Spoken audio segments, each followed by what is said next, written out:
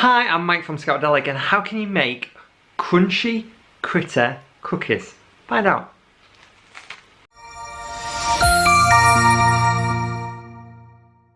Hi, I'm Mike from Scoutadelic, and this month is all about unique and different things that you could do on a theme camp. And one of them is a survival camp. And I got the pleasure of meeting an amazing co-host who taught me how to make cookies out of crickets. So here's how we got on. So you asked me what some of the interesting things I like to do on camp are. And one of the things, my favourite camp that we run is a survival camp where we go out into the woods, we don't have tents, we build shelters, we cook food over a fire that we've built ourselves with no matches. And one of the things we always do on that camp is eat insects. And like you can imagine, the kids start off going, ooh, and after a little bit, once they've tried them, we leave them out for a snack that they can have in between meals, and they love it. Wow. So we're going to do something a little bit different. Okay. Something that you can do on camp, which is to bake cookies with insects in them. Oh, okay. All right. So if people want to do this, what do they need? The main ingredient that's a little bit different when you're making these is cricket flour. So cricket flour is high protein. As I said earlier, insects contain a lot of protein. They're low fat. They're really, really healthy for us. And we can add that into any baking recipe. We are making these with a pre-pack mix, but really this is a simple cookie recipe that includes all the normal things for cookies, wheat flour and sugar, but also includes cricket flour, and we're also going to add some extra insects, so you know it really makes it a proper insect cookie. Lovely. Absolutely. I'm going to be a little bit selective because I've separated out. So what you just showed there is these are great. This is a mixed bag of insects. You've got mealworms, crickets, and locusts there. Yep. I've separated them out so I can show you them on camera, and I'm going to make mine with crickets. But you can just put a mixture in if you want to.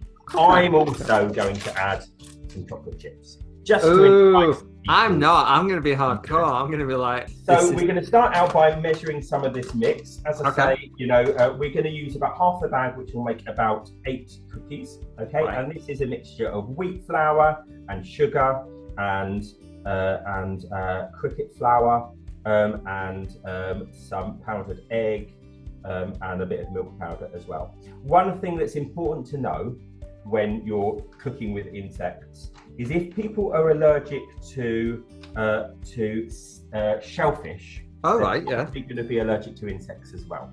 I'm not going to lie, this isn't smelling that great, but I'm not sure whether it's just me being self-conscious that it's obviously. It is one of those things that we've just got this psychological thing, but the thing is we've got to get rid of that because I guarantee you have eaten insects. So we're going to add in 50 grams of butter. It's easier to do this if the butter has been softened at room temperature. And as you can see, I've chopped it up just to make sure. Important, have you washed your hands? I did before I started. I even showered. So did I. Very important, and it's equally, if not more important, if you're cooking on camp, to make sure that you wash your hands. Okay, and then we're going to mix it together. And I find the best way to do that is just to rub it between your fingers, so the butter kind of mixes with the dry ingredients and forms breadcrumbs. And eventually, after mixing it for a little bit, it will begin to form a solid ball. Now, if it's too dry, we can add a little bit of water. Okay. And we just do it until it's like Play-Doh. The smell is amazing. I'm so glad that the smell does not translate into YouTube, because I feel these people are missing out on what we're smelling. I don't think it's an unpleasant smell. I would, if I'm describing what the smell is like, you know, when you go to the farm and you feed the animals with those little farm nut things. Oh yes, yes. Like that. Yes, actually, yes. You're right. I don't think it's an unpleasant smell. Yeah, it's not probably what you quite expect Well, when that's you the are thing. It's a different baking. smell, especially when it's cookies that we're doing. I'm Yeah, like, okay, I think I'm expecting with cookies it's supposed to be like sweet and stuff. yeah. But with this, yeah, I think it's definitely a different smell, but it's not too, it's not So awful.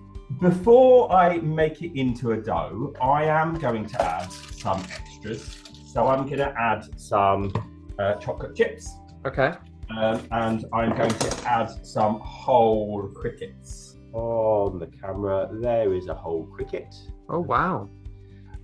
So we'll add some of those. As you can see, it's about the same size as the chocolate chips, so I think they'll work quite well.